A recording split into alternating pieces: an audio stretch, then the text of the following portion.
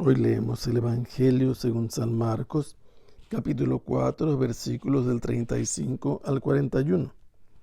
Un día, al atardecer, Jesús dijo a sus discípulos: «Vamos a la otra orilla del lago». Entonces los discípulos despidieron a la gente y condujeron a Jesús en la misma barca en que estaba. Iban además otras barcas. De pronto se desató un fuerte viento y las olas se estrellaban contra la barca y la iban llenando de agua. Jesús dormía en la popa, reclinado sobre un cojín. Lo despertaron y le dijeron: «Maestro, ¿no te importa que nos hundamos?».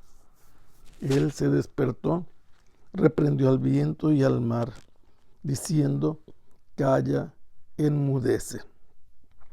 Entonces el viento cesó y sobrevino una gran calma. Jesús les dijo: «¿Por qué tenían tanto miedo? ¿Todavía no tienen fe?». Todos se quedaron espantados y se decían unos a otros: «¿Quién es este a quien hasta el viento y el mar obedecen?». El evangelista San Mateo nos ha presentado a Jesús en la región cercana al lago de Galilea. En este último relato, Jesús está presentado en la orilla del lago. Con mayor precisión podemos pensar que se trata de la zona de Cafarnaúm, donde él ha pasado todo el día enseñando a la muchedumbre, y esto lo ha hecho desde una barca en la que tuvo que sentarse, retirándola un poco de la orilla, de manera que esto impidiera a la gente abalanzarse sobre Jesús con el deseo de tocarlo para obtener alguna curación, como sucedía con la mayoría. Estuvo hablando en parábolas a toda la gente que se presentó y después le explicaba en privado a sus discípulos y a algunos que estaban con él el significado de las parábolas. Cuando finalmente terminó Jesús de predicar, le dirigió una orden a sus discípulos: «Vamos a la otra orilla del lago».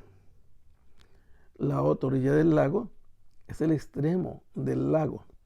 Ellos están en la región de los judíos y van a la zona de la Decápolis, que se encuentra en la parte oriental. Van a viajar del occidente hacia el oriente.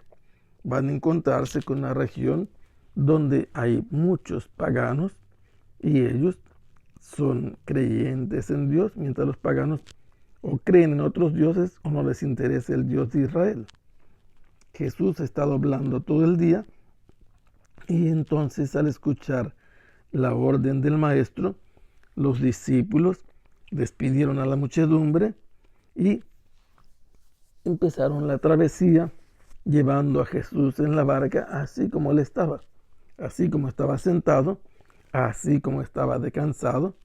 Y se nos afirma una información en la que se constata que al partir esta barca también iban otras barcas, de las que después ya no se habla.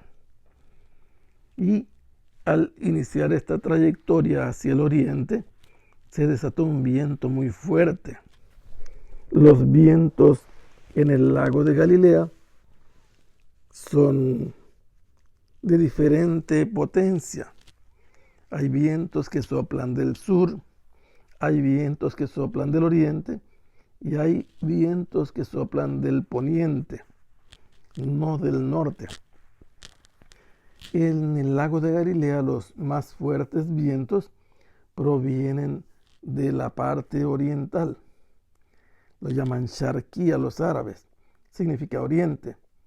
Llegan a tener hasta 50 kilómetros de fuerza, pero el tema es que se encuentran estos vientos en el lago de Galilea, que es como una vasija rodeada de montañas, que una vez que el viento circula y se encuentra con otro viento, provoca fuertes y altos oleajes. Y esto sucede también cuando sopla el viento del sur. El viento del sur viene del desierto también. Y hay un viento todavía más molesto, el que viene de la parte del occidente, porque ese atraviesa los wadis, los cañones que hay en la región de la depresión transjordánica, 200 metros abajo del nivel del mar. Y cuando llega este viento al lago de Galilea, las aguas son muy cálidas, al grado que se llega a pensar que están en una caldera. Y cuando se encuentran estos vientos que soplan de diferentes puntos, se desatan las tormentas. Cuando llega el viento del oriente, normalmente es al atardecer. Cuando viene el viento del sur, se trae polvo del desierto. No sabemos de dónde llegó este viento mientras que van avanzando en su trayecto para llegar al oriente del lago, pero este viento que se desató chocaba con la barca y las olas, al estrellarse contra ella, iban haciendo que el agua se introdujera dentro de la barca. Mientras que la barca iba llenándose de agua, Jesús dormía tranquilamente en la popa. Había encontrado una especie de cojín y allí se había recostado y se había quedado dormido. Cuando de repente interrumpen su descanso los discípulos, y por primera vez en este Evangelio de Marcos se dirige a alguien a Jesús con el título de maestro. Jesús se lo ha ganado a pulso. Lo que ha estado haciendo normalmente es enseñar, y por eso decirle maestro no quedaría nada mal, ni tendría un pretexto alguien para decir que está equivocado ese título que le dan. Al llamarlo maestro y despertarlo, a ellos, a los discípulos, les parece que a Jesús no le importa que se están hundiendo. No le importa porque no se ha levantado tal vez con ellos a echar el agua fuera de la barca. ¿No te importa que nos hundamos? Una vez que Jesús se despertó, se incorporó y entonces dio dos órdenes. Cállate, enmudece. No sabemos cuál ordenó al viento y cuál al mar, o las dos órdenes eran para los dos lugares naturales cósmicos que estaban zarandeando la barca, llenándola de agua. Jesús, al ordenar esto, produjo una reacción.